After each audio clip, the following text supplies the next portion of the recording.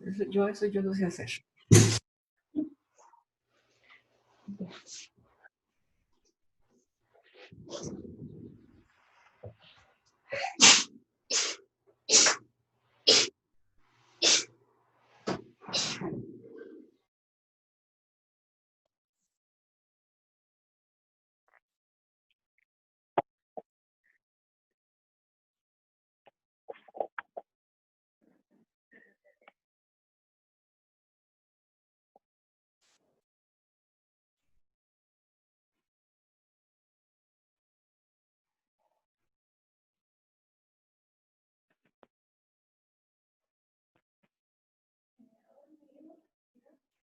Ujú.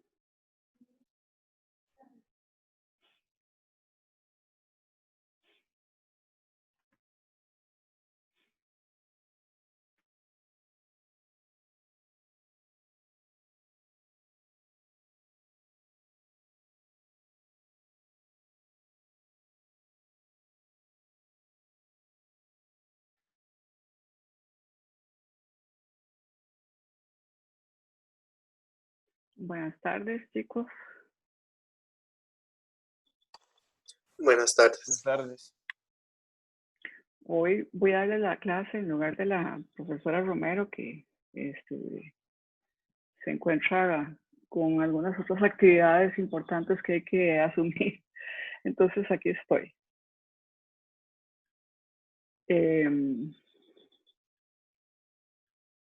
Hoy es como que la última clase, ¿verdad? Sí, eso nos dijo la profe el martes.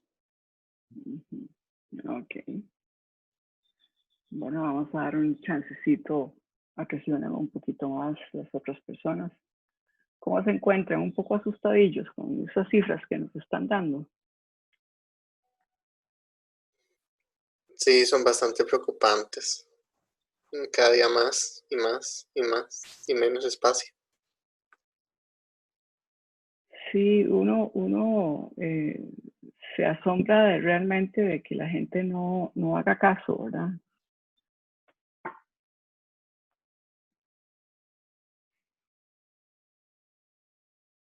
A mí Y me uno parecía dice, demasiado desconsiderado lo de la mujer embarazada, digamos, que fue al hospital y que ni siquiera había avisado que el esposo y ella, bueno, el esposo había dado positivo para COVID y fue hasta después de la cesárea que dijo y mandaron como a 15 médicos para la casa, porque, y usted bueno, es en sabe, cuarentena. son 15 personas que pueden salvar vidas en la próxima semana y van a estar en la casa. O sea, Sí, y todo porque ella no comunicó. sí. Y no solo eso, Hay, digamos, ¿qué tal si alguno de esos médicos se complica y Dios quiera que no, pero se muera, digamos, es totalmente una irresponsabilidad.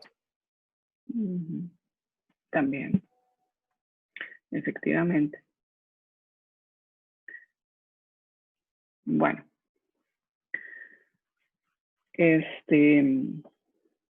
vamos a compartir pantalla.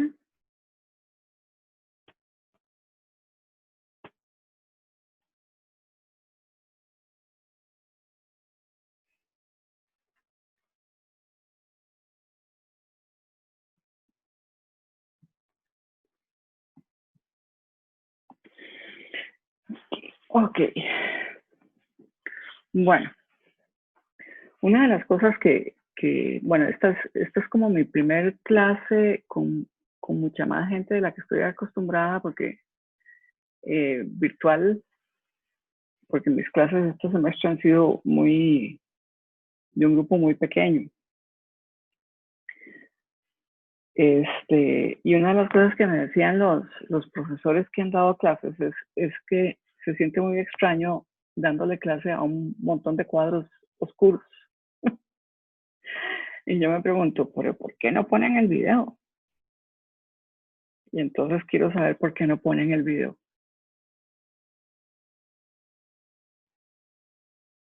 En mi caso es porque el internet es bastante inestable, entonces Mm, cuando se pone la cámara se pega un poco. ok, Sí, bueno. en mi caso yo nunca lo pensé. nunca lo consideré como algo.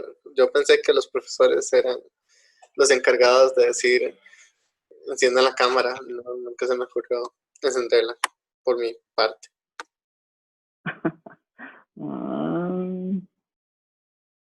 Bueno,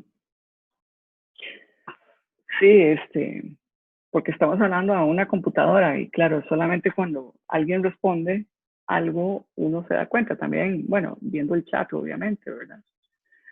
Pero sí, eh, de las cosas que uno ha oído, de las historias de que uno se siente observado, pues yo no me siento, eso no me preocupa, porque también en clase uno se siente observado. Lo que sí es un poco extraño es hablarle a una cosa que está enfrente y de pronto no ver la empatía de la mirada o ¿verdad? De las cosas, de los signos corporales que nos hacen ver si están entendiendo o no están entendiendo, si uno tiene que ampliar o lo que fuera. Entonces sí es importante, ¿verdad? Que en el momento en el que estemos hablando de un tema y ustedes no, yo no me explique adecuadamente o ustedes tengan alguna duda, por favor, entonces me interrumpan. Bueno, esto en la primera parte es como un pequeño repaso, según me dijo la doctora Romero. Y disculpen, aquí me está jugando un poco sucio. Bueno, estamos hablando de este capítulo 27, ya se trata de ARN y ADN. Dos palabritas muy importantes, una de ellas, o acrónimos muy importantes, una de ellas de moda, ¿verdad? Porque tenemos un virus ARN, que es el que está causando todos estos desastres. Básicamente, pues tenemos una estructura, una parte de una estructura del ADN y una parte de una estructura del ARN a la izquierda y cuáles serían sus diferencias fundamentales. Bueno, si ustedes pueden ver el mouse, ¿lo pueden ver? ¿Que se está moviendo? Bueno, ok. Esta es una de las tres diferencias importantes entre el ADN y el ARN. Es que en el ADN, el azúcar que forma parte de la estructura tiene una posición vacía, o sea, no tiene un OH en esta posición. Eso significa que el azúcar va a estar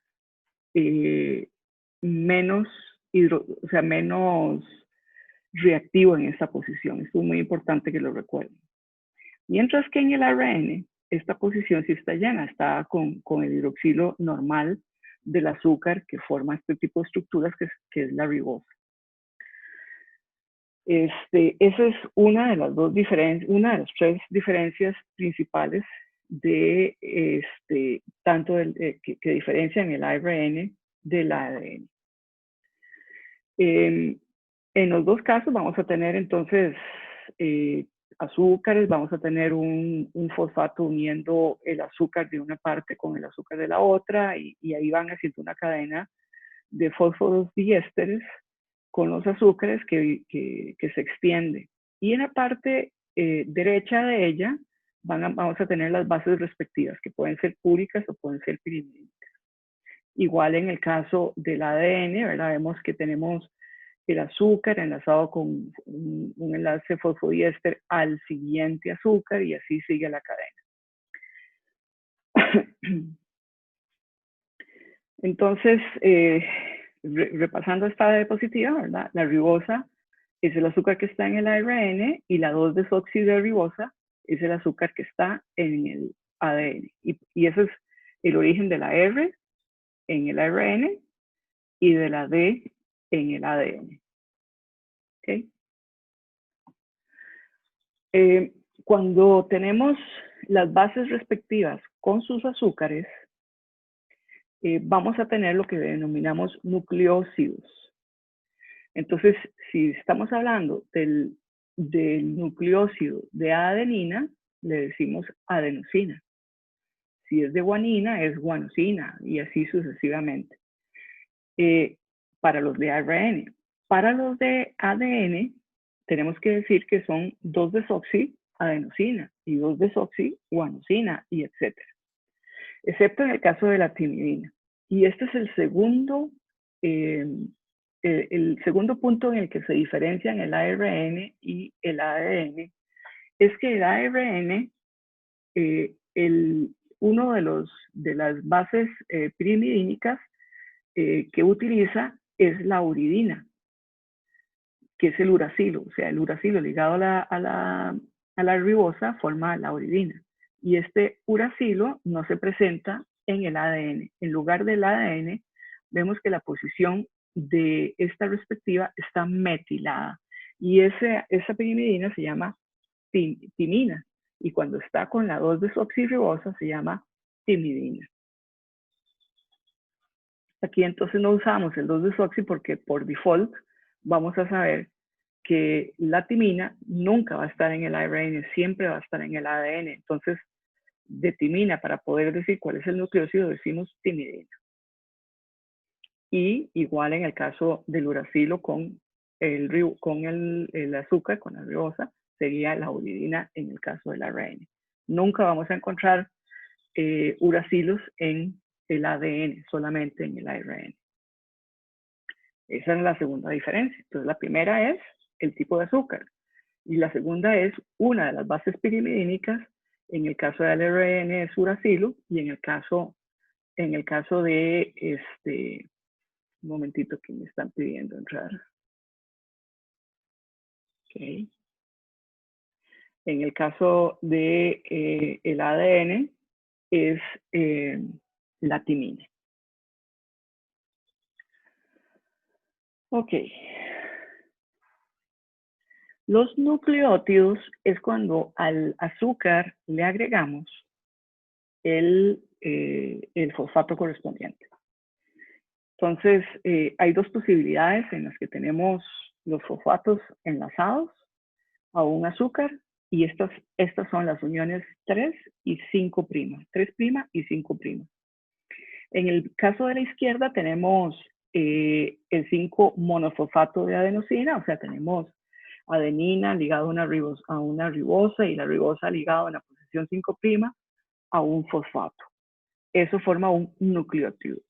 Fosfato, azúcar y base es un nucleótido. Y en este caso es un nucleótido de ARN porque el azúcar que estamos utilizando es ribosa.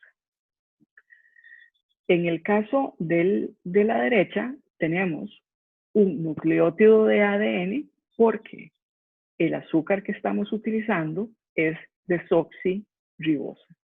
En este caso se muestra el azúcar enlazado a fosfato en la posición 3'. No que no pueda estar en la 5' perfectamente, pero aquí lo que queremos mostrar a ustedes es que los fosfatos pueden estar tanto en 3' como en 5', y eso es importante.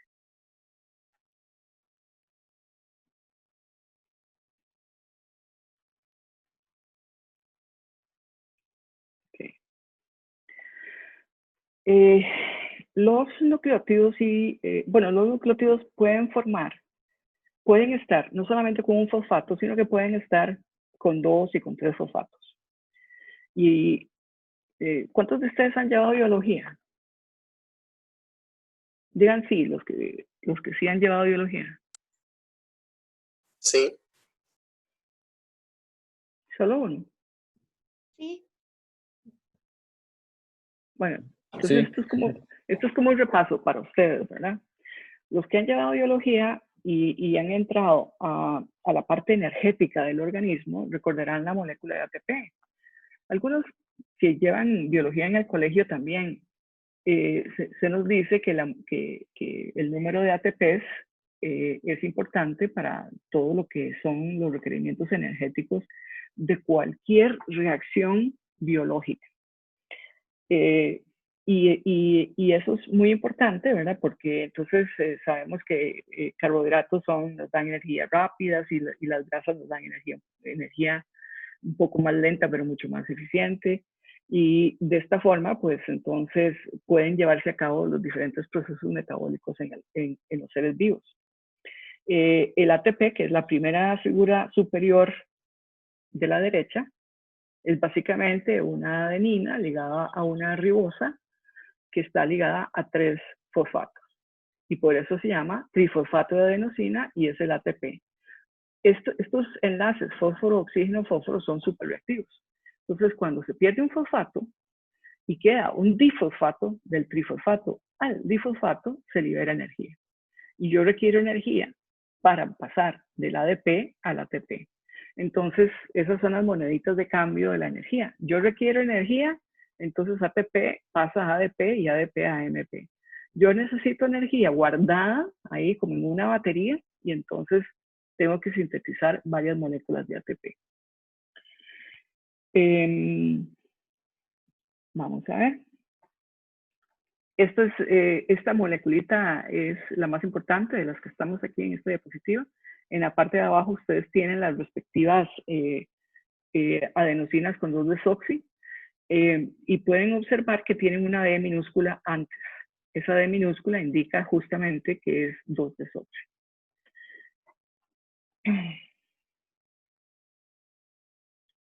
Entonces, tenemos el ATP, que es muy importante, ¿verdad? Es la batería energética. Tenemos el GTP, que participa en las reacciones de fosforilación. Y cuando no responde esto, tenemos unas moléculas muy importantes que son las nicotin adenosin fosfato, que pueden estar en forma reducida o en forma oxidada cuando no tienen el hidrógeno y reducidas cuando tienen el hidrógeno. Y también las flavin. Esas flavin y las nicotinamidas son muy importantes en todos los procesos biológicos que impliquen redox. Redox es importante, por ejemplo, en el ciclo de Krebs, cuando ustedes vieron el ciclo de Krebs en biología o lo verán posteriormente, y en muchas otras reacciones de desintoxicación o de catabolismo de muchas moléculas que nosotros consumimos. Y obviamente también el metabolismo general que se necesite pasar de un estado al otro. Otra molécula que juega un papel muy importante es el AMP cíclico. Este es un mensajero que usualmente se utiliza entre enzimas y hormonas para llevar mensajes de un lado al otro.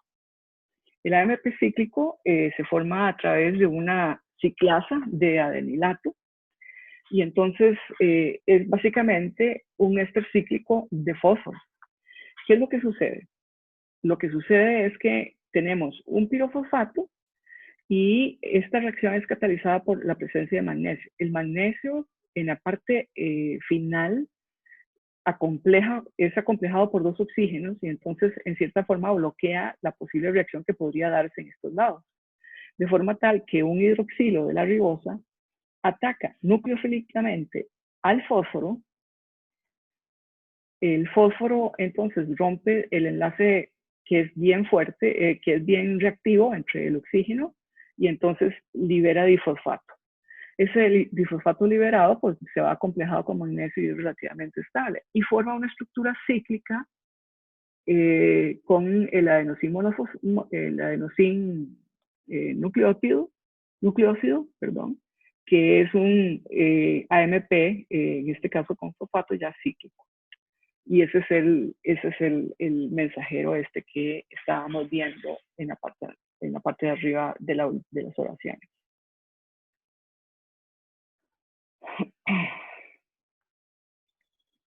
Ahora bien, estos van construyendo unidades. Aquí tenemos la representación en letras de un trinucleótido, en donde las letras designan los posibles bases que están formando. Entonces, si esa es una adenina, si es una C es una citosina, si es una G es una guanina, ¿verdad? Y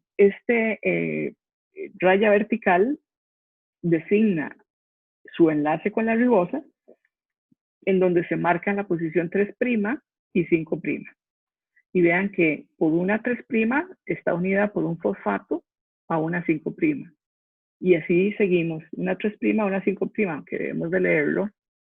No, sí, debemos de leerlo de 5' a 3' siempre. Al final de ese trinucleótido, pues tenemos una cadena que termina, y para poder terminarla, termina un trifosfato. Y al inicio de la cadena, pues tenemos un hidroxilo libre. Esto que está aquí es un trinucleótido típico y clásico.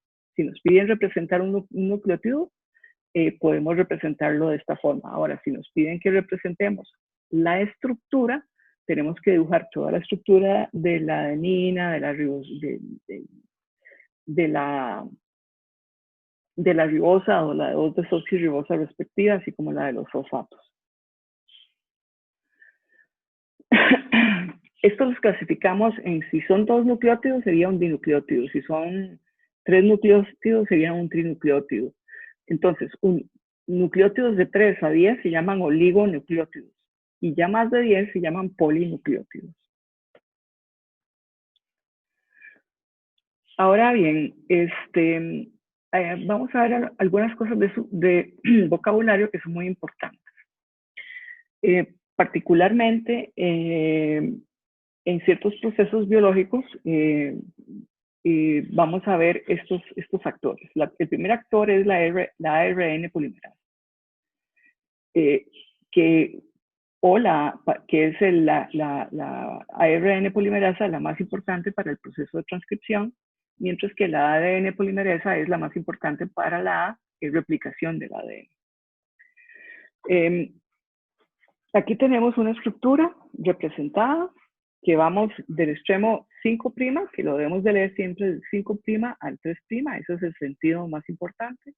Tenemos la cadena de pirofosfato en el 5', tenemos la base desoxi respectiva, y tenemos el fosfato, tenemos entonces de nuevo el azúcar, y ahí va la cadena. ¿Cómo se forma un dinucleótido? Bueno, usualmente tenemos este sería el trinucleótido. Tenemos este dinucleótido en la parte superior, que como ustedes ven, va a atacar así, de la misma forma como vimos que se formaba el éster cíclico del AMP cíclico. El hidroxilo en la posición 3 ataca al fósforo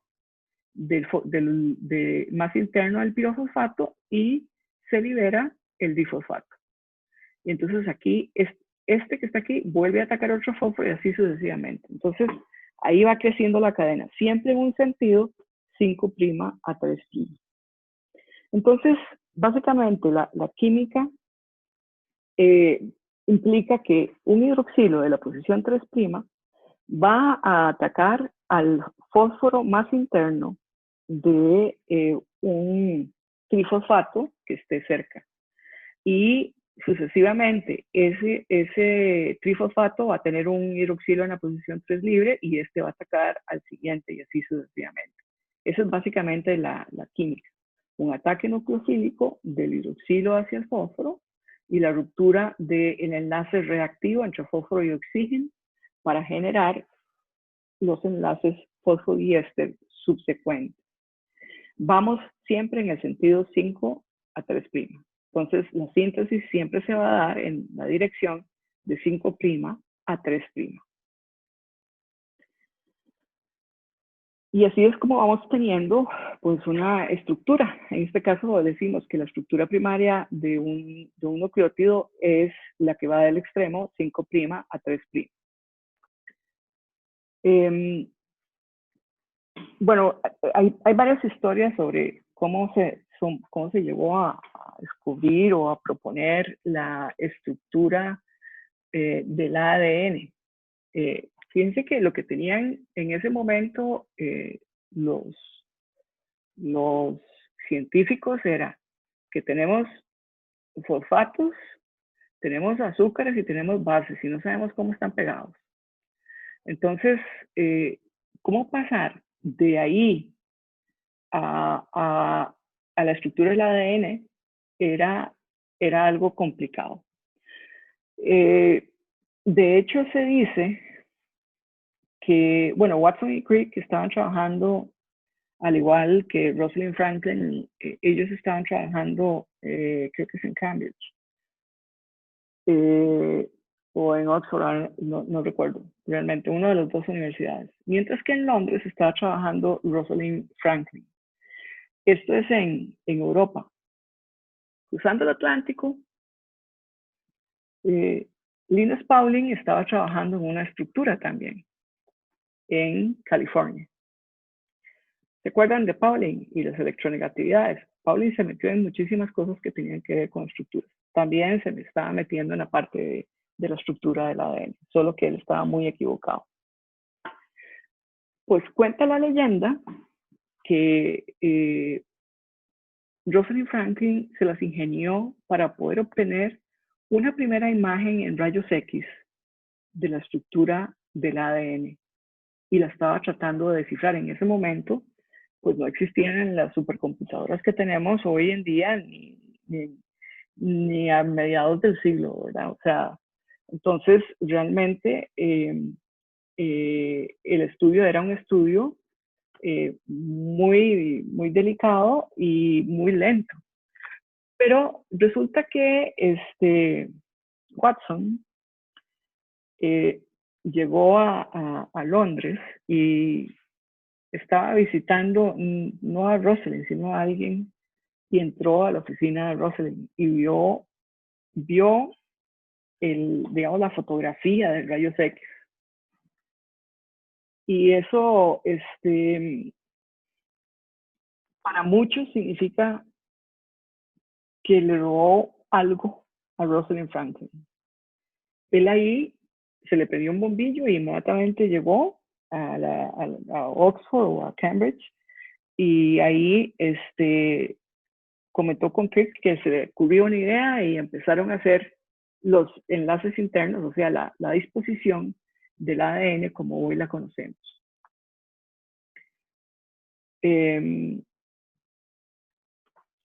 Ellos entonces propusieron que el ADN consistía de dos hebras de nucleótidos en un sentido antiparalelo.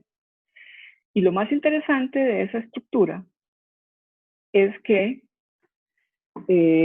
vamos a ver algunas otras representaciones mucho mejores que estas. Pero básicamente en la parte interna es donde están las bases y en la parte externa es donde está la parte más polar, la parte de los fosfatos. Entonces, si ustedes ven en la representación de olas y palos que está a la derecha, ustedes pueden ver el fósforo como esa ola amarilla que está aquí. Esta. Los rojos son los oxígenos. Y los negros son los carbonos, ¿verdad? Como lo hemos visto. Este que está aquí es una ribosa y esto sería un nucleótido, en este caso una pirimidina, que está con enlaces de hidrógeno yendo a una, esta es una púrica, una purina, y esta a una pirimidina, que está enlazada de nuevo a una ribosa y ahí sigue, y aquí está el fosfato y así. Entonces, como ustedes pueden ver, esta parte de aquí es donde está la cara externa de los fosfatos y por este otro lado. Después, protegiendo las bases, están los azúcares. Están los azúcares. Y están complementarios. Entonces, si hay un sentido para acá, si este va de 5' a 3' para acá, este de aquí va de 3' a 5' para acá. Es totalmente complementario. Hay una serie de reglas, y esto fue observado por Chargaff en su momento, que explican cómo es que esta doble hélice se puede unir. Él observó que cuando hay un número X de adeninas, ese mismo número X de timinas están representadas. Y cuando hay un número Y de guaninas, hay un número Y de citocinas. Entonces dijo, estos tienen que estar apareados, ¿verdad? Entonces, efectivamente, lo que tenemos es una base, por ejemplo, como la timina, que tiene la capacidad vean que aquí como está el oxígeno, esto es un ángulo de 120 grados, ¿verdad? Y esto es un ángulo de 120 grados. El oxígeno está un poco metido en la estructura y aquí y aquí. Y a pesar de que uno diría, podría formar tres enlaces, la verdad es que no, porque la distancia, la forma en la que esto está puesto no podría formar tres enlaces.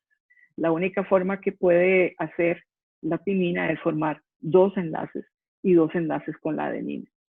La citosina no tiene aquí un carbonilo, sino que lo que tiene es un grupo amino. Entonces, extiende un poco su brazo, digámoslo así, con un hidrógeno y puede ser alcanzado por un oxígeno. Entonces, aquí la posibilidad de formar es mucho mayor aquí, de los puentes de hidrógeno. Entonces, aquí se dan tres entre citosina y guanina, mientras que con timina y adenina se dan dos. Entonces, resulta que si uno trata de acoplar una adenina con una citosina, solo es posible un puente de hidrógeno. Igualmente, si uno trata de acoplar una guanina con una timina, solamente uno puente de hidrógeno se puede dar. Entonces, resulta que esta es la formación de mayores puentes de hidrógeno que puede darse en la molécula, lo que también va a estabilizar la doble hebra. Entonces, estas son representaciones. A la izquierda tenemos un modelo de bolas visto lateralmente. Ustedes pueden ver los fosfatos, la cadena de fosfatos, así, medias rojamarillas, medias heredianas ahí, en la parte que viene dando la vuelta. Y eso es muy importante. ¿Qué significa?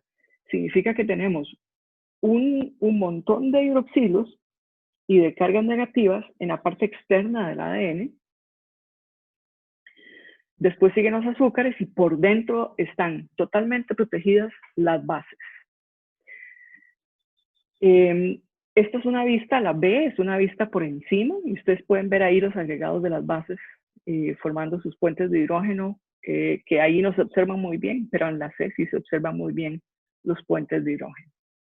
Y entonces cuando alguien nos dice, pero los puentes de hidrógeno son importantes, tenemos que decir que definitivamente para la vida son muy importantes.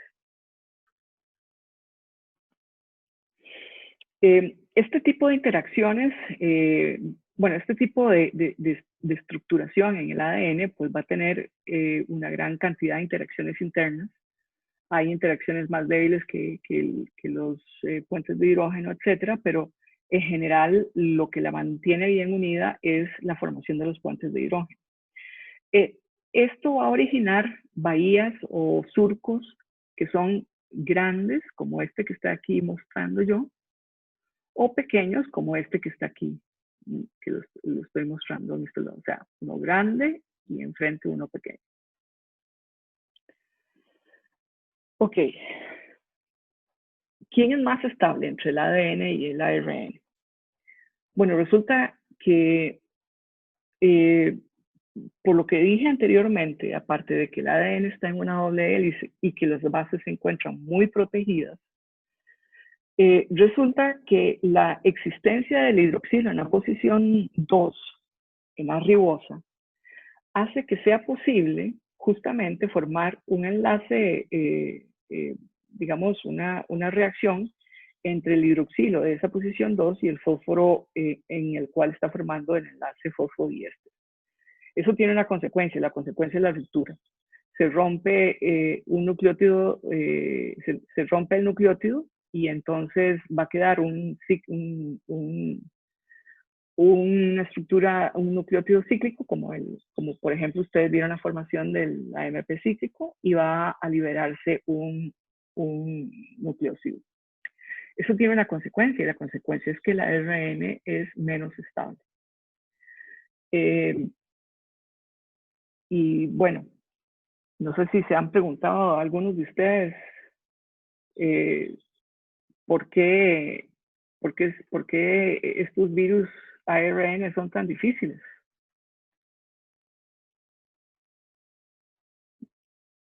Nadie se ha hecho esa pregunta.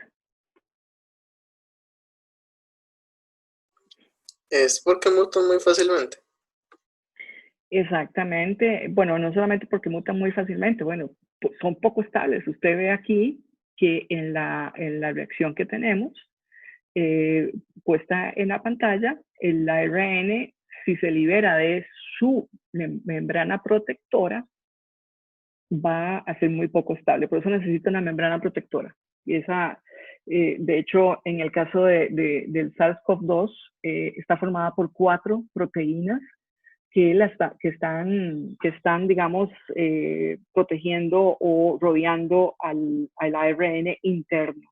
Pero son 4 proteínas, una de ellas forma digamos, un envoltorio de donde está el ARN, y después vienen otras proteínas que, que forman, digamos, la parte externa, que es la cápside del virus, y después está la proteína de reconocimiento, que es la que llaman la corona, la spike protein. Pero definitivamente es porque está muy protegida que puede estar ahí. Ahora sí, efectivamente, puede sufrir mutaciones. Eugenia Corrales ayer, que es la viróloga de referencia en el caso de este tipo de virus en Costa Rica, posteó en el Facebook una publicación de Nature reciente en la que indica que las mutaciones que se están observando en el SARS-CoV-2, que básicamente digamos, hay dos grandes cepas que, en la cual hay una mutación en una posición que tiene que ver uno con un ácido glutámico y el otro creo que era un, un aspartato, creo, una cosa así. Y entonces eso tenía una consecuencia. Esa pequeña mutación sí lograba un cambio funcional entre un virus y el otro. Y entonces el que está prevaleciendo en estos momentos en el mundo es este último, en el que ese cambio lo que hace es que sea más infeccioso. Y eso es interesante desde el punto de vista microbiológico, por supuesto. Es terrible para nosotros porque eso quiere decir que si se hace más infeccioso, una persona va a infectar más fácilmente a personas a su alrededor. Ok.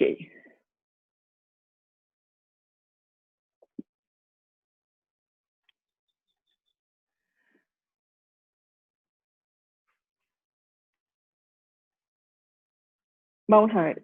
El ADN tiene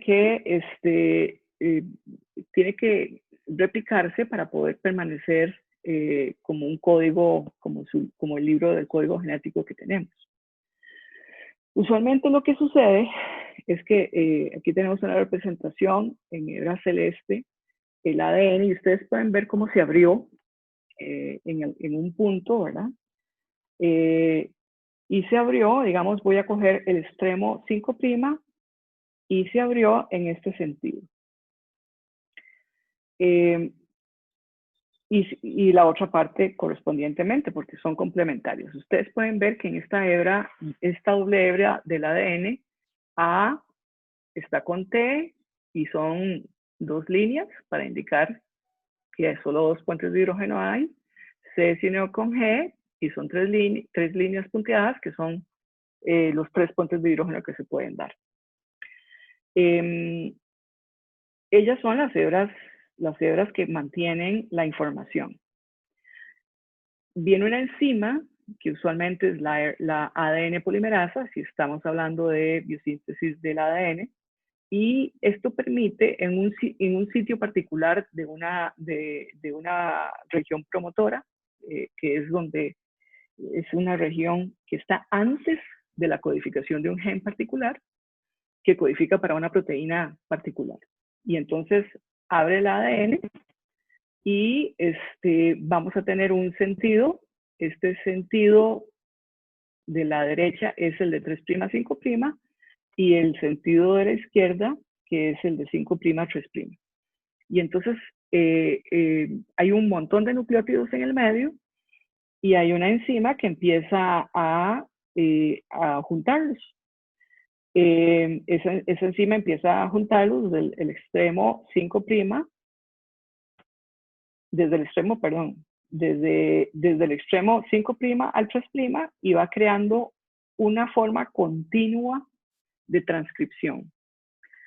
En esta otra que está aquí, se va creando, no se puede transcribir porque está en un sentido diferente, que es de 3' a 5'. Entonces, ahí tiene que hacer pequeños trucos si quiere utilizar esta forma de la plantilla, porque no es la natural.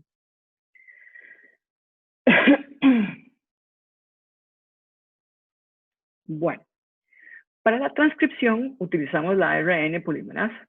La ARN polimerasa es importante porque sustituye donde estaba la timina y pone un uracil. Y entonces crea una sola hebra, que es la tercera gran diferencia perdón,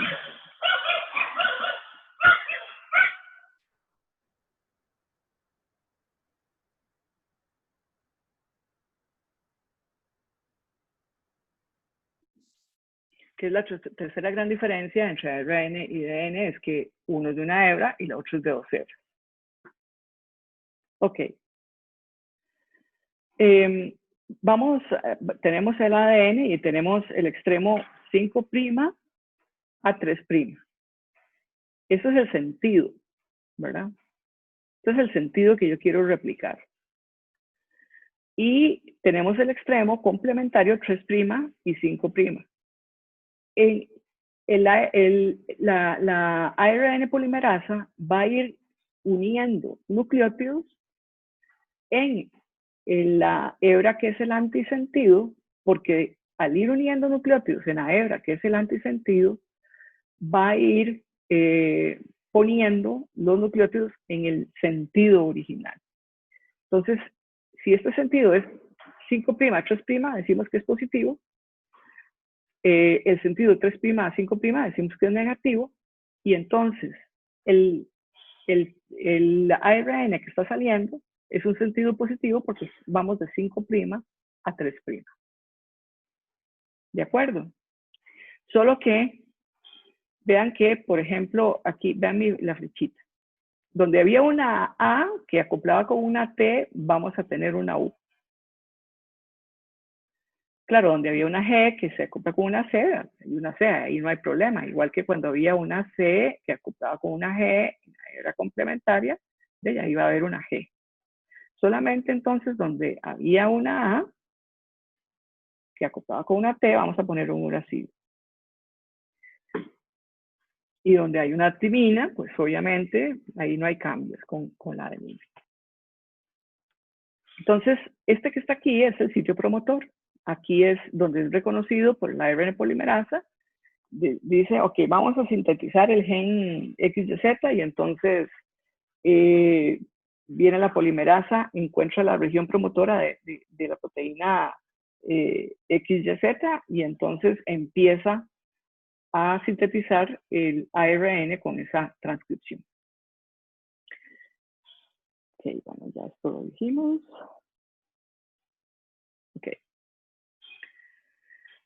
El ARN puede llegar hasta 10.000 nucleótidos y vamos a tener 3 tipos de ARN.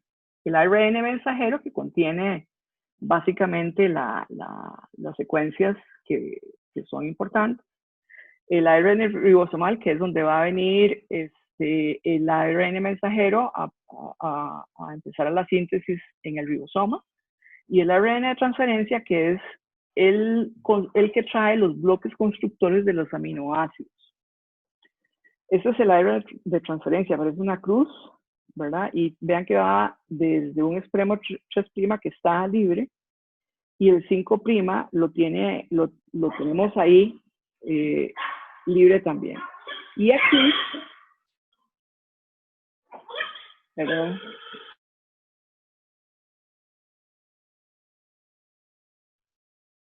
Y aquí es usualmente una de las regiones más importantes que ahora vamos a ver.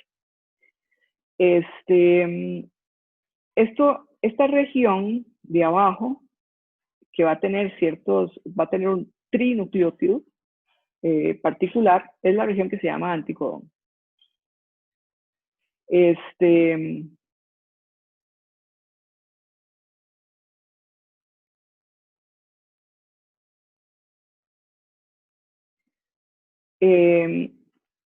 Ok.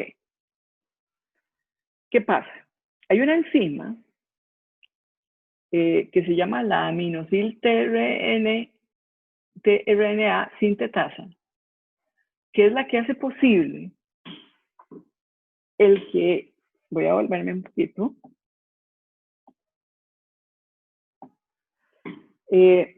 ok, aquí tenemos la 3' hidroxi y vean esta secuencia de A, C, C. Esa secuencia de A, C, C es el término 3'. Y la vamos a ver reflejada aquí. Número desconocido. Disculpen, que me he apagado el teléfono. Ok, entonces, ¿qué es lo que sucede? Lo que sucede es que inicialmente tenemos un aminoácido que es fosforilado. ¿Por quién? Adivinen, el ATP. El ATP llega y fosforila el aminoácido de forma tal que mete un fosfato, mete digamos, un nucleótido ahí, enlazado al aminoácido y libera pirofosfato, que va a estar ahí en el ambiente, reacciona con agua y forma fosfatos libres. Este aminoácido que está con este nucleótido marcado es detectado por el ARN de transferencia y el hidroxilo en el extremo 3' libre ataca el carbonilo nucleofílicamente de forma tal que sube este par de electrones. Y entonces, recuerdan ustedes, en algún momento en Orgánica 1 yo les comentaba esto de que subían los electrones y que después tenían que volver a bajar de alguna manera, ¿verdad? Pasamos del mecanismo en el cual es una sustitución nucleofílica que va a un intermediario que es tetraédrico, pero que después vuelve a ser digonal, o sea, de hibridización sp2. Entonces el hidroxilo ataca el carbonilo, el par de electrones del oxígeno sube, pero cuando vuelve a bajar, el enlace que va a ser el más débil se rompe, que en este caso es entre el carbono y el oxígeno, liberando el nucleótido particular, en este caso AMP. Y entonces ese aminoácido queda ahí pegado. Y es interesante, ¿verdad? Entonces ya ahí ya sabemos que este aminoácido queda pegado. Ahora, estas sintetasas son exclusivas. Para cada aminoácido hay una sintetasa particular. Entonces, por ejemplo, esta que está aquí se representa en figura la sintetasa de pegar la histidina a el ARN de transferencia. Y solamente este es el que se pega. Entonces aquí se llega el ARN IS, de tipo HIS, porque va a transmitir la histidina, y entonces lo acerca a la histidina y ahí empieza la reacción.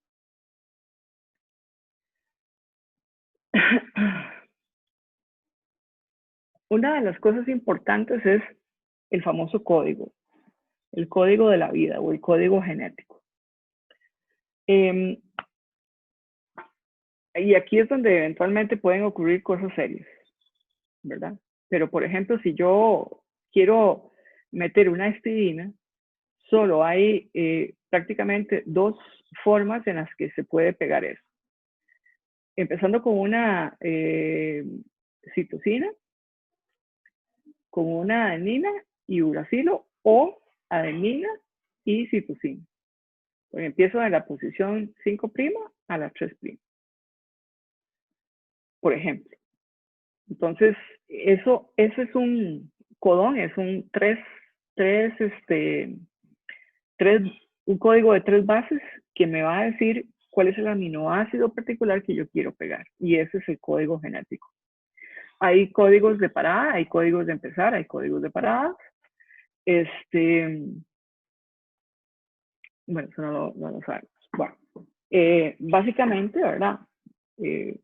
Tenemos que recordar que el ADN es doble y tiene su complementario y el ARN no, ¿verdad? Es una hebra simple. Entonces, en el proceso, básicamente, ¿qué es lo que tenemos? Aquí tenemos, esto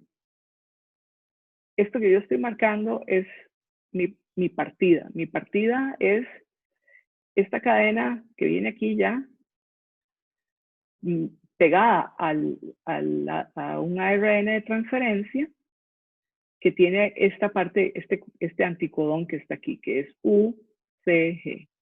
El codón que se le va, que va con este anticodón es uracilo con adenina, citosina con guanina y guanina con citosina. Ok, entonces, si yo quiero saber qué es lo que se me va a pegar aquí a mí, yo tengo que ir al código genético, ver desde el 5' a 3', que se me traduce con AGC. Me vuelvo. AGC es serina. Entonces, efectivamente, lo que se tenía que pegar ahí era una serina. El siguiente, este que está aquí, es G con C, A con U y A con U. Entonces, el código que sigue es pegar un aminoácido que tiene que ser, en este caso, el que corresponda al codón C, ópale, C, U, U. Si retrocedo, C, U, U es leucina. Y esto quiere decir que el de transferencia que sigue tiene que traer el aminoácido leucina por aquí. ¿Y qué es lo que va a suceder? En el siguiente paso, el grupo amino de la leucina va a reaccionar con el grupo carboxilo de la serina que estaba puesta anteriormente y entonces va a pegarse, va a formar el enlace peptídico y ahí sigue. Y ahí sigue la secuencia. Entonces, por ejemplo, el CGG es CG aquí con G con C y con G con C. Y entonces este codifica para la adenina y ahí sigue pegando la secuencia. Y así es como sigue. Básicamente todo esto es el proceso, ¿verdad? Este proceso implica entonces ADN que tiene que abrirse para producir una sola hebra de ARN, que es el transcripto. Hay una modificación del ARN, usualmente ese proceso se llama, hay que quitar ciertos intrones dentro del ARN que se llaman, el proceso se llama splicing. Y se va a originar entonces el ARN mensajero que contiene el código ya sin las cosas que no interesan. Ahí también se sintetiza parte del ARN ribosomal que viene a unirse con proteínas en el ribosoma y el ARN de transferencia que viene a unirse a los diferentes aminoácidos en el citoplasma, entrando al ribosoma con el aminoácido que va siguiendo y ahí sigue el proceso. Vamos a ver, si me permiten, un video corto.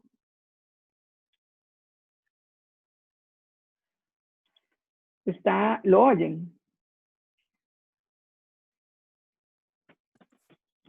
¿Lo oyen? No. Bueno, por eso está en pausa. Pero no se escucha. ¿Lo oyeron? No, creo que tiene que darle compartir audio de la computadora. Okay.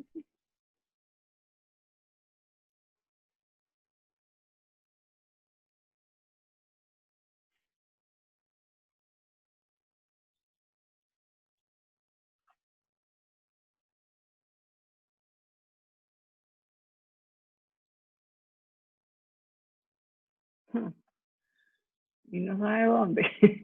Por casualidad. Porque no lo veo.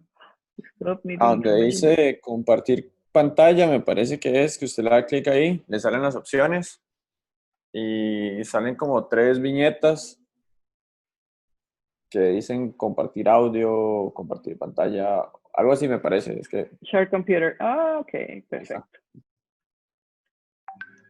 Está en inglés. Primero lo vamos a ver sin audio y después con audio y después le quito el audio y lo vamos a volver a ver, ¿ok?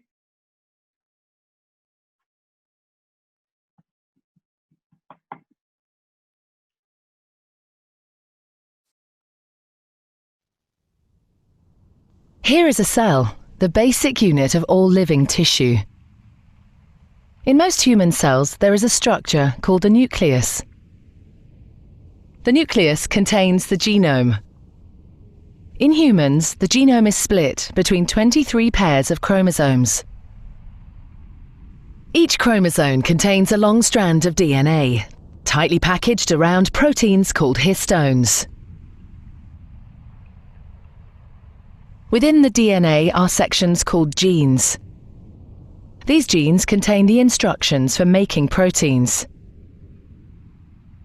When a gene is switched on, an enzyme called RNA polymerase attaches to the start of the gene. It moves along the DNA, making a strand of messenger RNA out of free bases in the nucleus. The DNA code determines the order in which the free bases are added to the messenger RNA. This process is called transcription.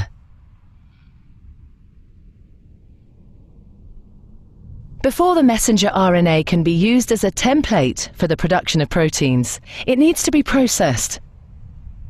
This involves removing and adding sections of RNA. The messenger RNA then moves out of the nucleus into the cytoplasm.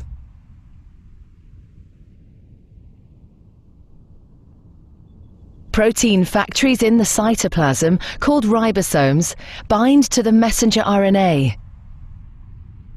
The ribosome reads the code in the messenger RNA to produce a chain made up of amino acids. There are 20 different types of amino acid. Transfer RNA molecules carry the amino acids to the ribosome. The messenger RNA is read 3 bases at a time. As each triplet is read, a transfer RNA delivers the corresponding amino acid. This is added to a growing chain of amino acids. Once the last amino acid has been added, the chain folds into a complex 3D shape to form the protein.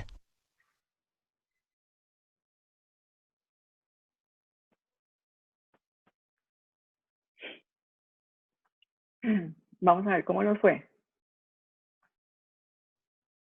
Entendiendo.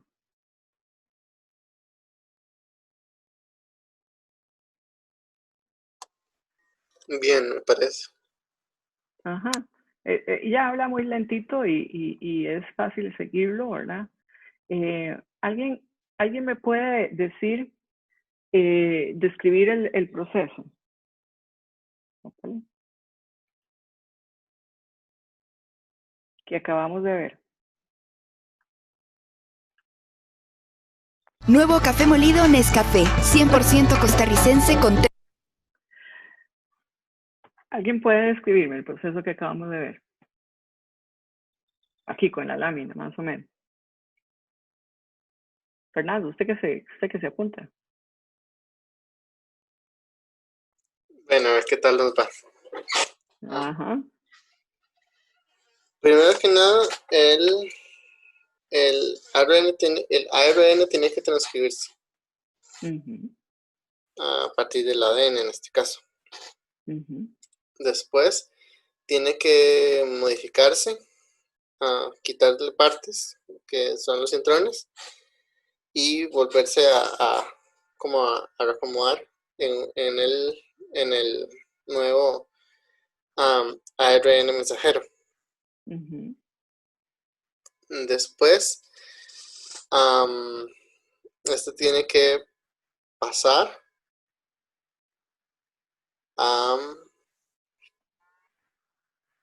junto con el ARN de transferencia para construir la cadena de aminoácidos y formar la proteína.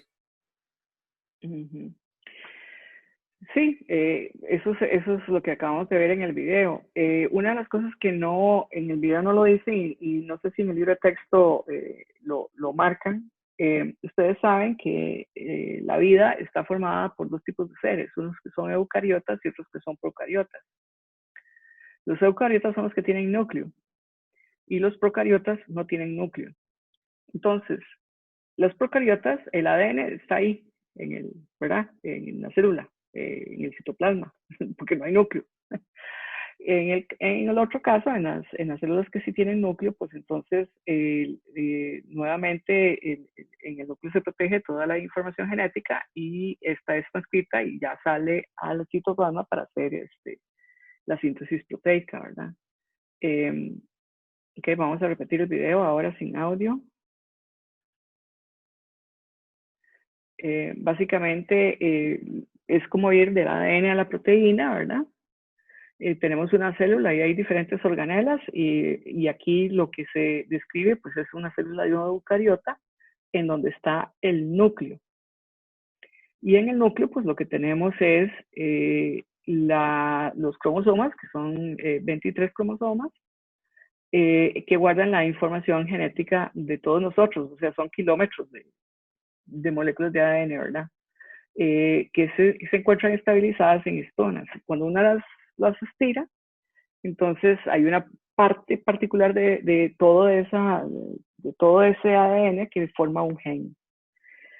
Hay una enzima que se llama la ARN polimerasa que se encarga de abrir la molécula de ADN en la hebra de consentido y contrasentido, y entonces empieza a crear el código, a transcribir el código a una molécula de ARN, siempre en el sentido 5' a 3', tomando todos los nucleótidos que están ahí en el núcleo, en ese medio.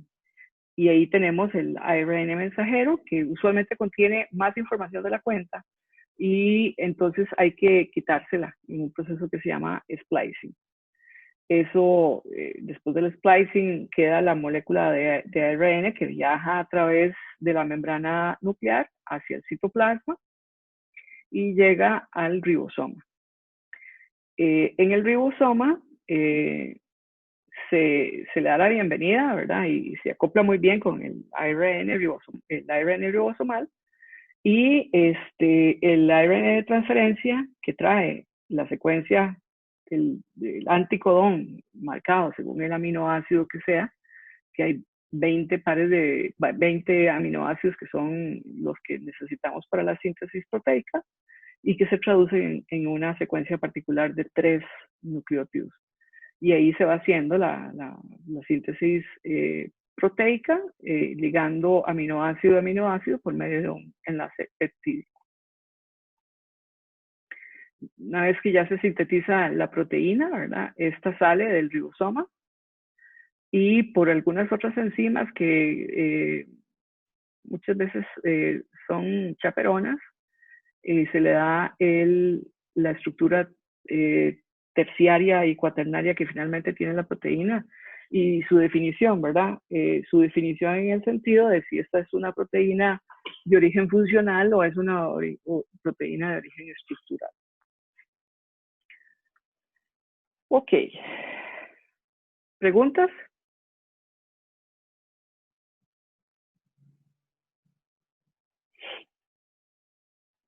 Ok, bueno. ¿Por qué el ADN tiene la timina y el ARN tiene el uracilo? Bueno, es importante, como dijo el compañero anteriormente, que cuando uno compara la estabilidad del ARN versus la estabilidad del ADN, el problema que ocurre es que yo tengo que estabilizar el uracilo, y ahora lo vamos a ver en la lámina siguiente. El asunto es que sintetizar timina a partir de uracilo, que es introducir el grupo metilo, requiere energía. Y esa energía, como ustedes pueden ver en la segunda reacción, el NADPH reduce el dihidrofolato y crea NADP, ya oxidado y el tetrahidrofolato reducido que es necesario en este proceso, que se produce en el proceso en el cual está la timidilata sintasa. El asunto es que el tetrahidrofolato metileno es el que transfiere el grupo metilo al uracilo en esta posición. Y esta es la única estructura que puede transferir ese metilo. Entonces, la reacción inicial de metilación, pues, no requiere tanta energía, pero la segunda reacción, que es una reacción de reducción, sí requiere bastante energía. Y entonces es el costo de todo esto. Vean que una molécula de NADPH en realidad consume 3 ATPs, tiene que ser de alguna manera compensado, o sea, tiene que haber alguna razón por la cual tenemos que sintetizar algo que nos ocupa 3 ATPs, y la razón es que justamente se le da la estabilidad a una estructura de timina. ¿Cómo es esto? ¿Por qué la timina es más estable que la otra?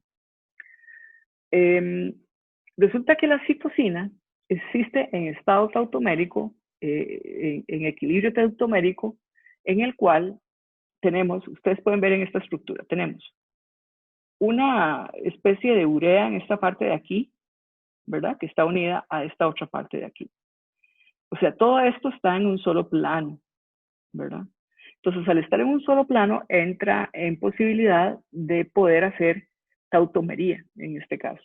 El par de electrones de nitrógeno no compartido viene aquí. Si yo formo un enlace aquí, tengo que romper alguno, y el enlace más débil entre estos que está aquí es el enlace pi.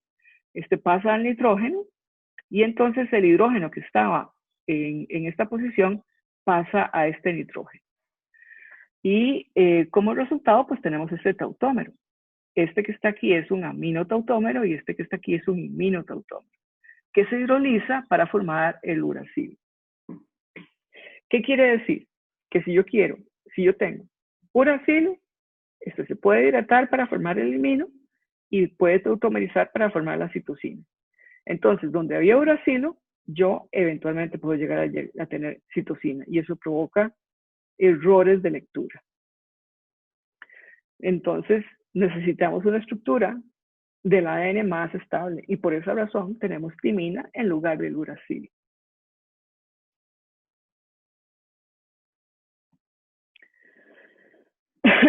¿Por qué el cuerpo no hace lo mismo con el ARN? Vean esa última pregunta. ¿Por qué no hace el sistema biológico, no hace el gasto de 3 ATPs y pasar el uracilo entonces a timina? Bueno, es que resulta que el ARN no persiste tanto, no es muy poco estable, entonces no justifica el costo. Ok, secuenciación de ADN.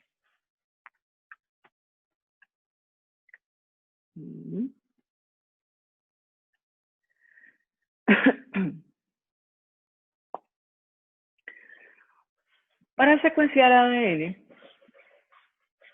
o sea, secuenciar ADN significa analizar ADN. ¿Para qué necesitamos analizar ADN? Bueno, analizar ADN lo requerimos en diferentes ramas de las diferentes áreas biológicas y químicas. Por ejemplo, en biología es importantísimo para ver la evolución. En microbiología es importantísimo para poder ver justamente el desenlace de una enfermedad, por ejemplo. Poder identificar taxonómicamente bacterias, virus, hongos que puedan ser patógenos, y poder entonces ver más, poder elucidar mejor terapias que se puedan dar. En la biotecnología es esencial para poder introducir secuencias correctas en vectores que son los que van a multiplicar después alguna reacción importante en la parte de ingeniería genética. En química, en la química forense es importantísimo porque nos dice quién es el culpable de un crimen o quién es el papá de alguien. Aunque no son los químicos los que hacen ese análisis, sino que por ley de la República aparentemente son los microbiólogos. Y no sé si ustedes vieron el pleito que surgió con un proyecto que tenía el CENIBIOT para producir una reacción de PCR casera que pudiera servir para diagnosticar más rápidamente, no más rápidamente, pero por lo menos de forma más barata la presencia de SARS-CoV-2. Entonces, aparentemente solo los microbiólogos están con la potestad dada por ley para poder analizar secuencias. Aparte de ese comercial,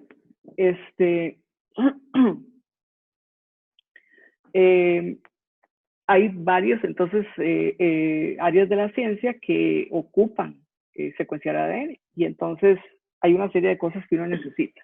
Una de ellas se llaman enzimas de restricción.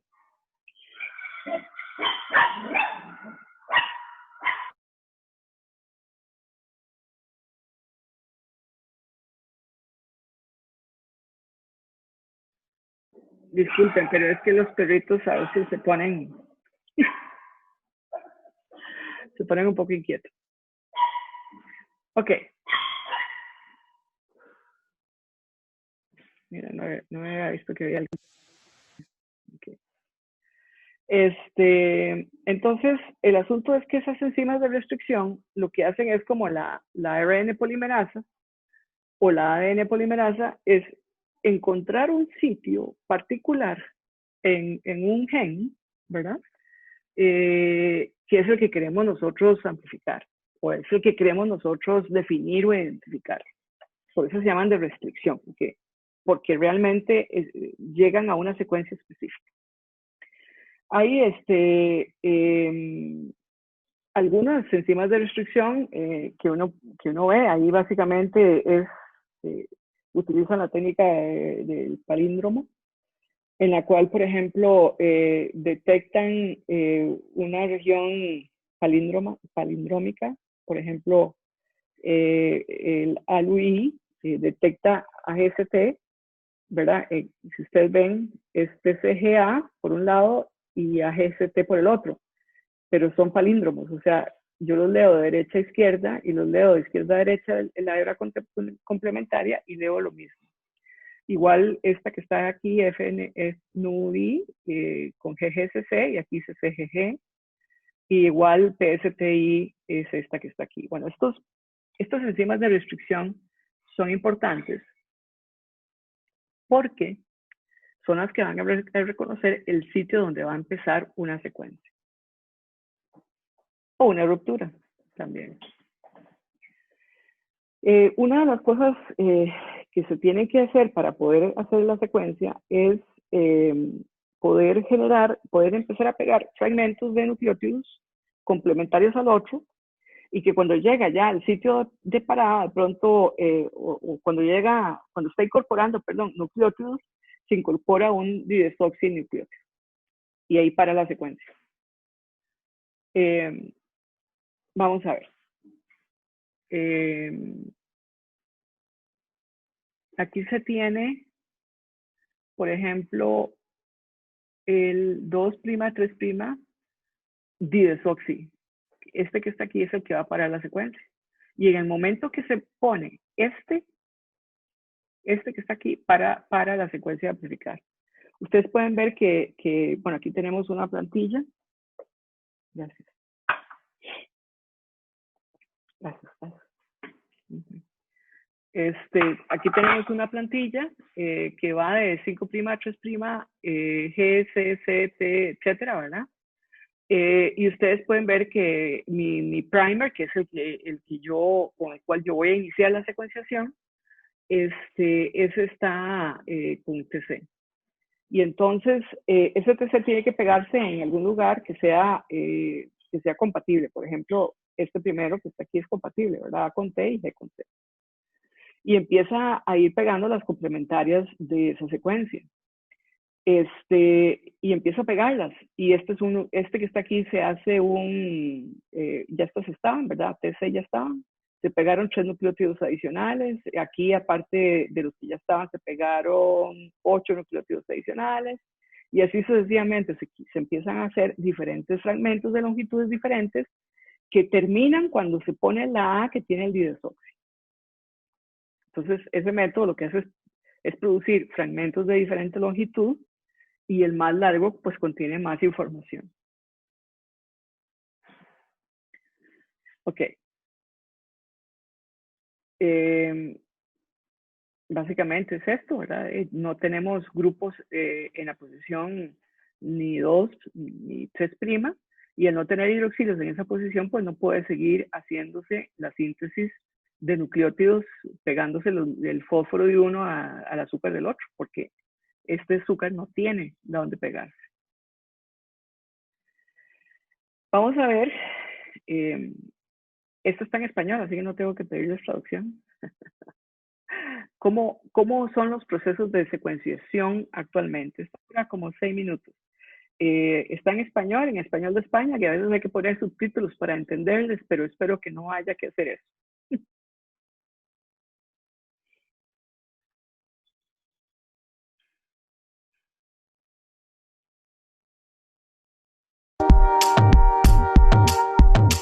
¿Están oyendo? Sí. Hola, soy Luis Pascual y voy a hablaros de técnicas de secuenciación. La secuenciación es el proceso mediante el cual se determina el orden preciso de las bases nitrogenadas de un fragmento de una cadena de ADN. Aunque en el año 65 ya se consiguió la primera secuencia de un gen, no fue hasta la irrupción de las tecnologías del DNA recombinante que se posibilitó abordar el reto y desarrollar métodos que fuesen realmente efectivos para la secuenciación de genes. De hecho, fue el equipo dirigido por Fred Sanger el que desarrolló el método conocido como secuenciación mediante didesoxinucleótidos o método de Sanger, que vino a convertirse durante muchos años en el procedimiento estándar para secuenciar cualquier fragmento purificado de ADN. Este método se basa en la síntesis enzimática de la cadena complementaria a aquella que se quiere secuenciar.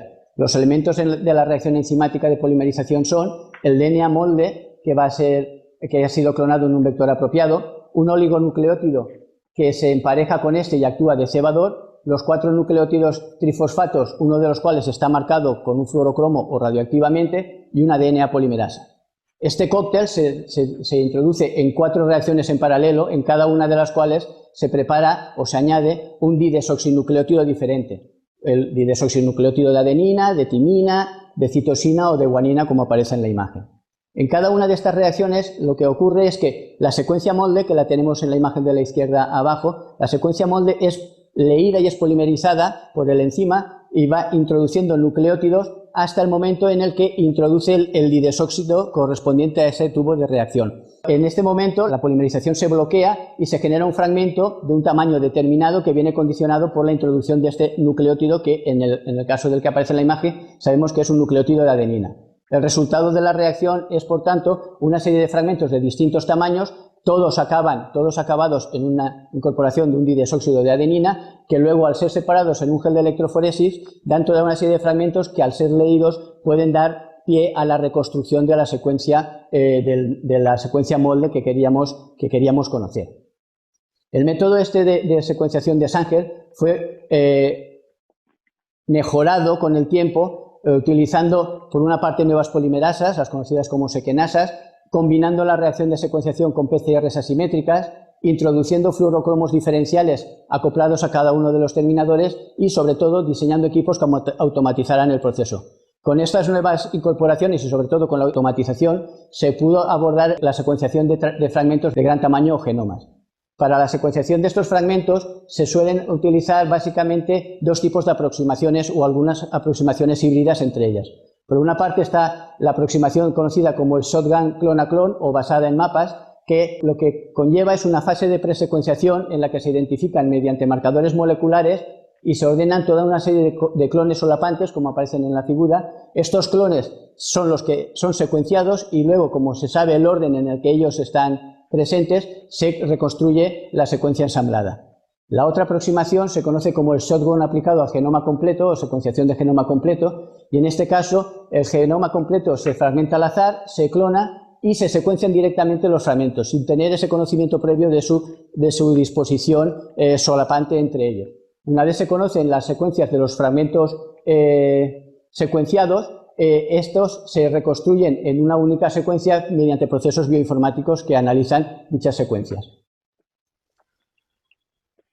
Este método o estos métodos son los que permitieron elaborar el genoma humano y los genomas de las especies modelos que se desarrollaron a lo largo de principios de los años 2000, pero en el año 2005 aparecen toda una nueva serie de tecnologías, aparece una revolución tecnológica en la que se presentan los que se conocen como tecnologías de nueva generación, que permiten obtener millones de bases de datos, millones de bases en un corto periodo de tiempo. Estas tecnologías se basan en llevar a cabo la secuenciación en una superficie muy reducida y los datos obtenidos a partir del análisis de imagen de estas reacciones necesitan de un tratamiento informático adecuado. Por ejemplo, la empresa Roche 454 fue la primera en comercializar uno de estos sistemas y su plataforma utiliza una serie de microesferas que portan unos fragmentos de ADN a secuenciar.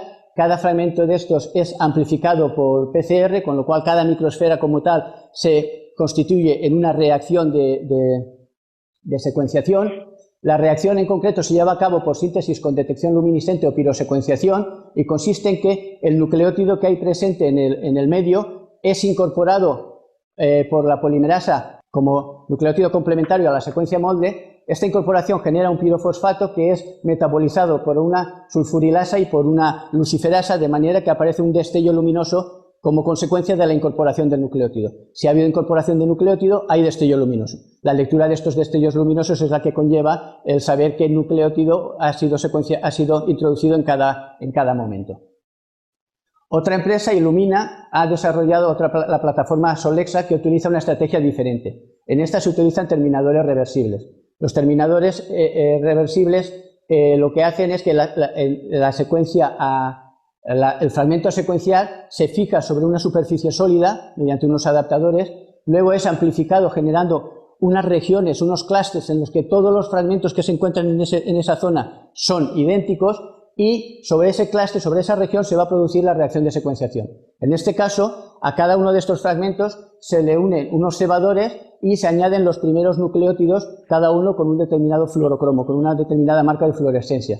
Los nucleótidos se unen por complementariedad de bases con con el fragmento a secuenciar. Cuando están unidos se excita el fluorocromo, posteriormente se eliminan los fluorocromos y los terminadores que están bloqueando la reacción de polimerización y se añaden nuevos nucleótidos con el correspondiente fluorocromo para hacer una segunda lectura de cada uno de los puntos de secuencia. Con ello se consigue de manera simultánea miles de agrupamientos de secuencias de ADN, cada uno correspondiente a un fragmento distinto, lo que permite obtener gran cantidad de secuencias en un corto periodo de tiempo. Aún así, actualmente ya se ha generado una tercera generación de técnicas de secuenciación que lo que pretenden es secuenciar moléculas únicas en tiempo real sin tener que requerir la amplificación clonal de la molécula como eran los casos anteriores.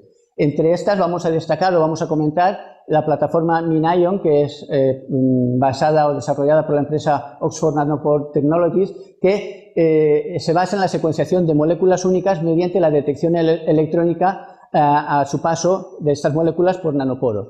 Un nanoporo es un agujero de tamaño nanométrico que puede ser creado de manera sintética, bien por proteínas en forma de embudo o bien como agujeros en materiales sintéticos. Y la técnica consiste en asociar a este nanoporo una enzima que lo que hace es obligar al ADN que pase por el nanoporo, pero que pase base a base. De forma que cuando estas bases atraviesen el nanoporo, el campo eléctrico que hay en el mismo se ve distorsionado de una forma concreta. Cada nucleótido, cada base distorsiona el campo eléctrico de una manera concreta, con lo que da una firma eléctrica específica, y esto es recogido por el equipo informático, con lo cual va leyendo en tiempo real cada una de estas incorporaciones.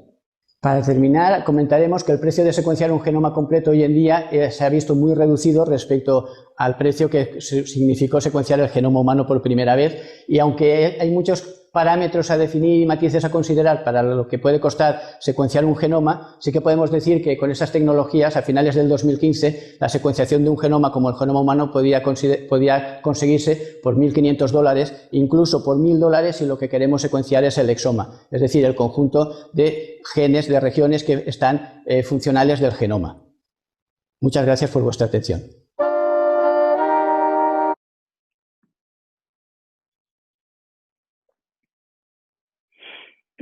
¿Qué les pareció el video?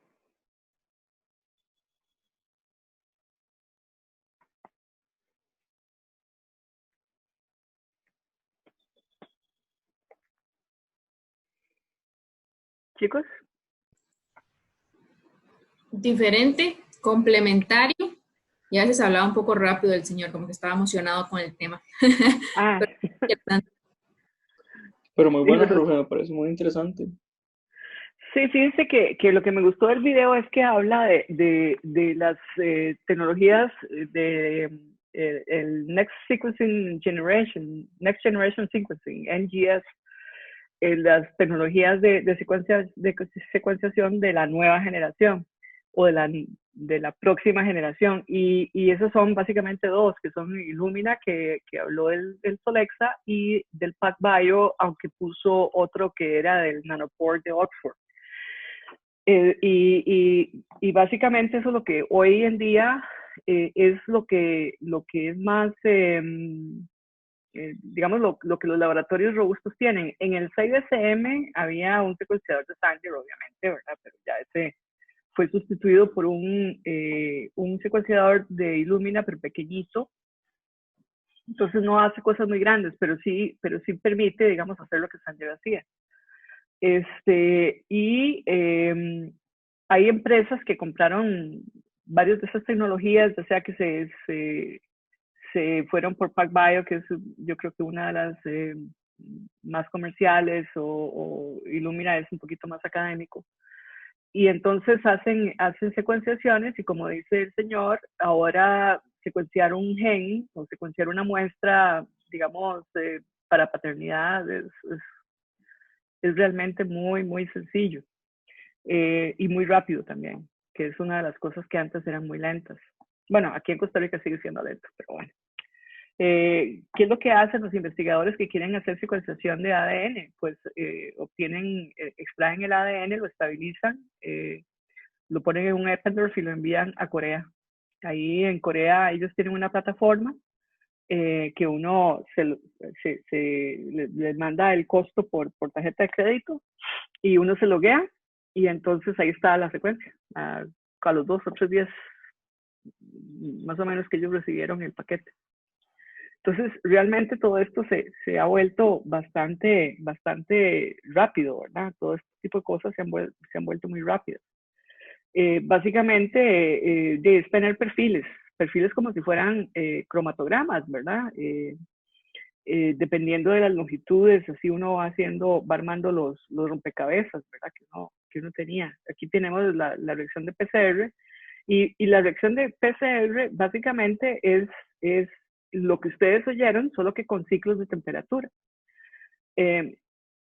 Y ubica básicamente tres etapas, ¿verdad? La separación de la molécula de la doble hebra, ¿verdad? Después que se empiecen a parear los primers, y después ya viene la parte de polimerización o de síntesis del ADN principal.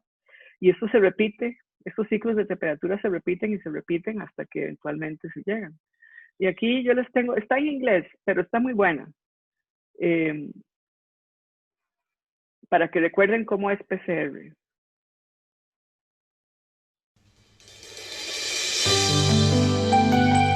Aquí. Y ahí está la letra. Solo que no le pongo. There was a time when the amplified DNA you had to grow tons and tons of tiny cells.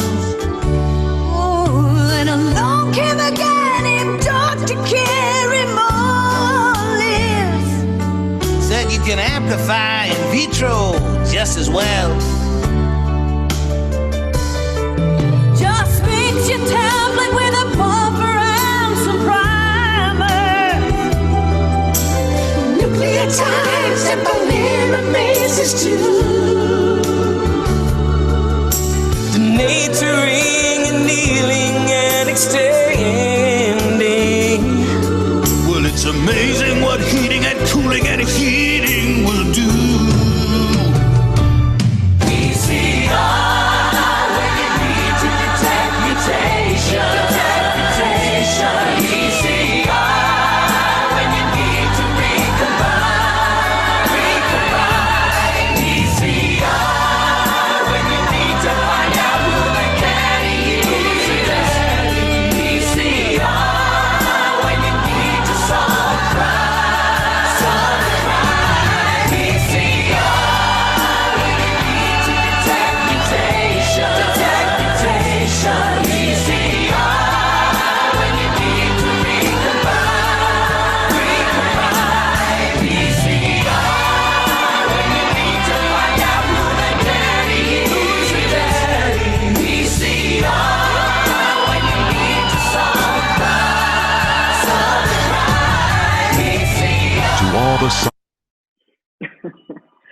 Bueno, ahí era para que gozaran un rato.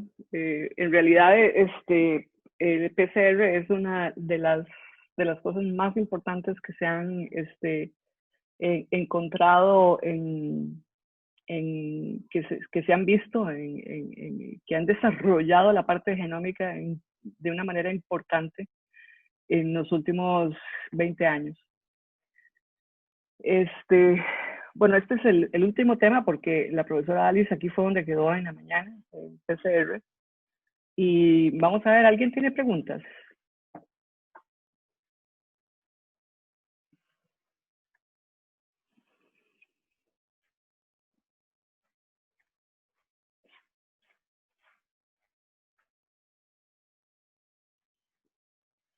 Chicos.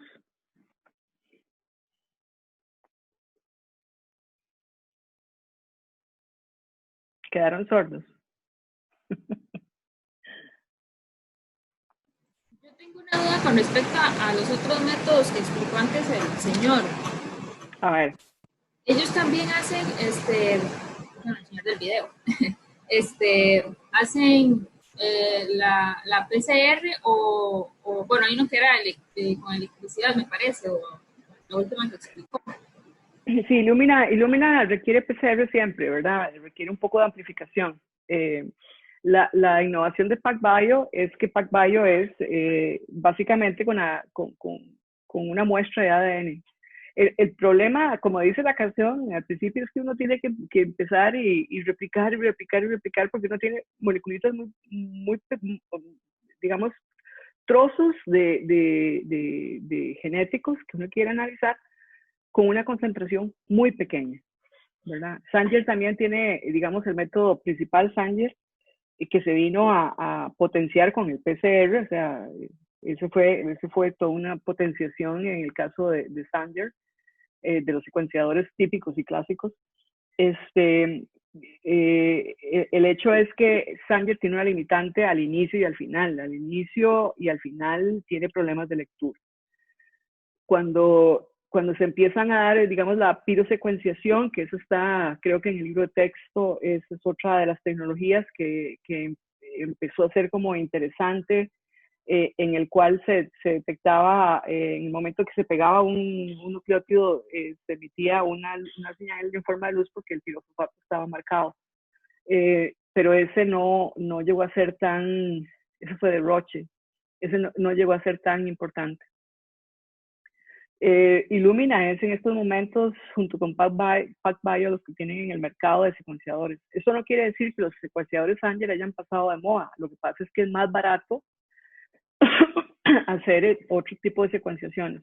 En este momento, hacer una secuenciación, uno necesita una buena cantidad de muestras. Por eso es que es más barato mandar a secuenciar a Corea, porque ahí los ponen digamos, en robotcitos y ahí siguen las lecturas. Cuando se completa, se llena una placa de microtítulo, probablemente, no sé si están usando de 96 o de 384, no sé qué tipo de placa están utilizando. 512 también es otra de las tablas de lectura. Entonces ahí ya inmediatamente va. Pero una de las limitantes, indistintamente, de si eso se Illumina o Sanger, ha sido la concentración de material genético. Muchas veces, disculpen el ruido, muchas veces no se obtiene una buena secuenciación porque justamente no hay una buena concentración de material genético. PacBio viene a revolucionar montones, y esta otra tecnología que habló el autor, porque realmente PCR lo que hace es amplificar, o sea, producir muchas y millones de moléculas que aumentan la concentración del material genético. Eso es lo único que hace PCR. Y entonces es importante para aquellas tecnologías en las cuales se requiere una cantidad particular de material genético. No sé si contesté su pregunta. Sí, muchísimas gracias. Ok.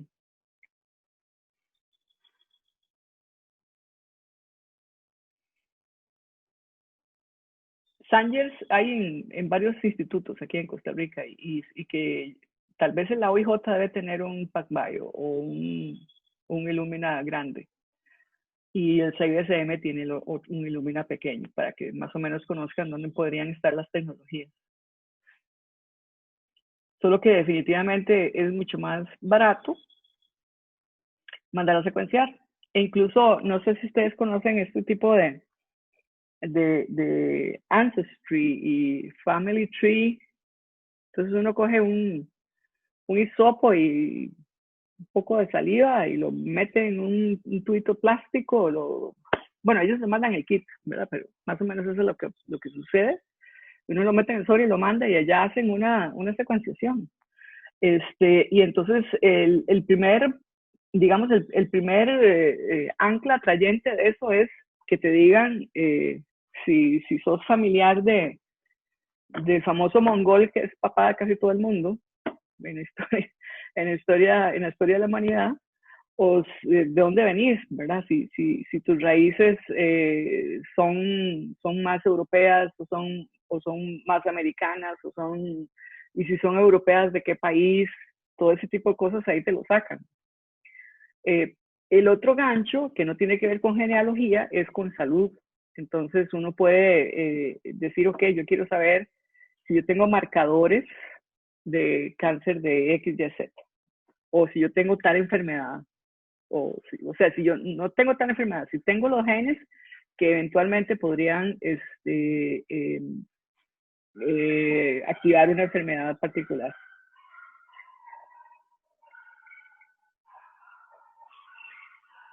¿Alguna otra pregunta?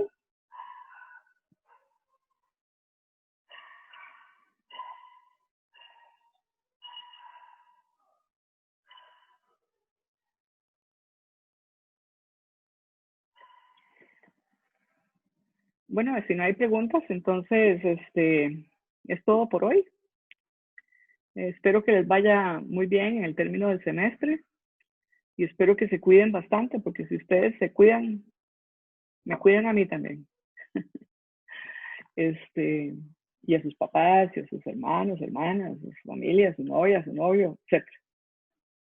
Es muy importante quedarse en casa. Muchas gracias, igual, profe. Bueno, ok. Hasta Que luego. pasen bien. Hasta Igual, luego. profe. Gracias, profe. Hasta luego. Con gusto. Gracias Hasta luego. igualmente. Gracias, Hasta luego. profe. Hasta luego. Hasta luego.